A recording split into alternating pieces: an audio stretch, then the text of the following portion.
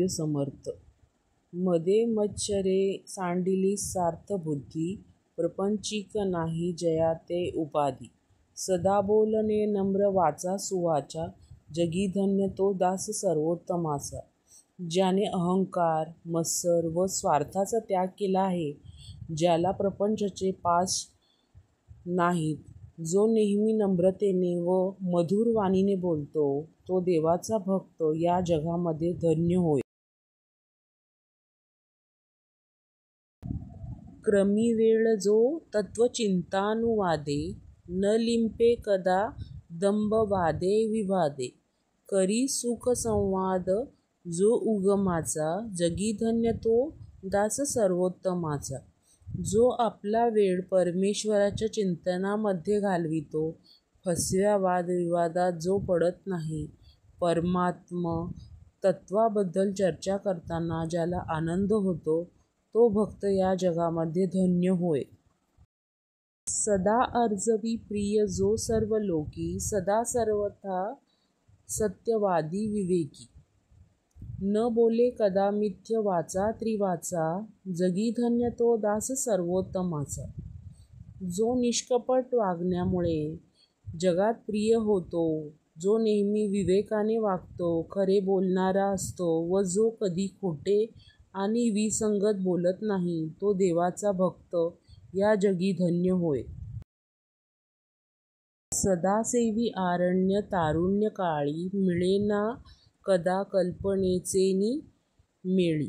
चळेना मनी निश्चयो दृढ ज्याचा, जगी धन्य तो दास सर्वोत्तमाचा. जो माणूस तरुणपणी एकांतवासात राहून साधना करतो, तो परमेश्वराबद्दलच्या कल्पनेच्या गोंधळात पडत नाही आणि ज्याची श्रद्धा दृढ असते, असा भक्त धन्य होय.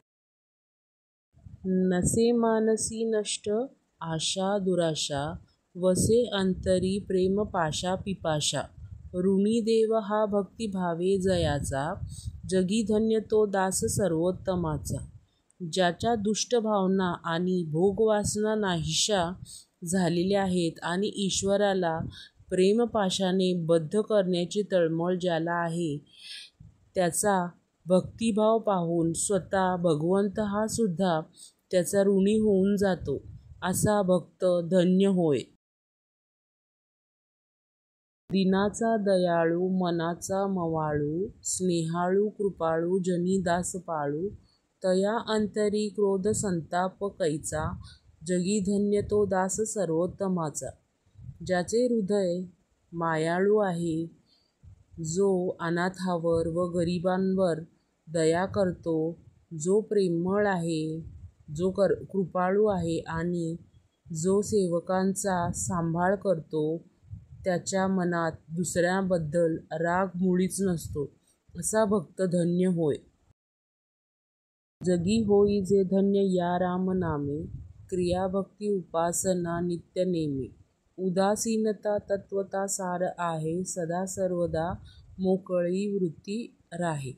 मनुष्याला जर जीवनाचे सार्थक व्हावे असे वाटत असेल, तर रामनाम घ्यावे, धर्मकर्मे करावीत, परमेश्वराची भक्ती करावी, नित्य नियमाने उपासना करावी, परमेश्वराबद्दल आसक्ती बाळगावी व प्रपंचाबद्दल अनासक्ती ठेवावी, म्हणजे मन मोकळे होऊन सुखी बनते.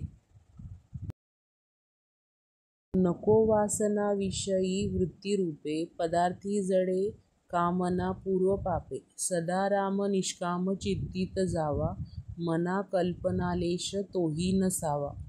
हे मना, लौकिक गोष्टीबद्दल वासना बाळगल्यास ती वृत्ती बनून जाते. पूर्वजन्मातील पापामुळे वैश्विक पदार्थाबद्दल इच्छा होते, म्हणून नेहमी भगवंताचे चिंतन निष्काम भावनेने करावे. कल्पनेच्या राज्यात मनास भटकू देऊ नये. मना कल्पना कल्पिता कल्पकोटी, नवे रे नवे सर्वता राम भेटी.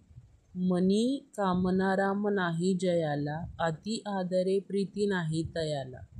हे मना, वर्षानुवर्षे केवळ कल्पना केल्यामुळे कधी भगवंताची भेट घडत नाही. ज्याच्या मनात रामाची इच्छा नाही, त्याच्या मनात रामाबद्दल आदरयुक्त प्रेम उत्पन्न होणार नाही. मना राम कल्पतरू कामधेनू, निधीसार चिंतामणी काय वानू.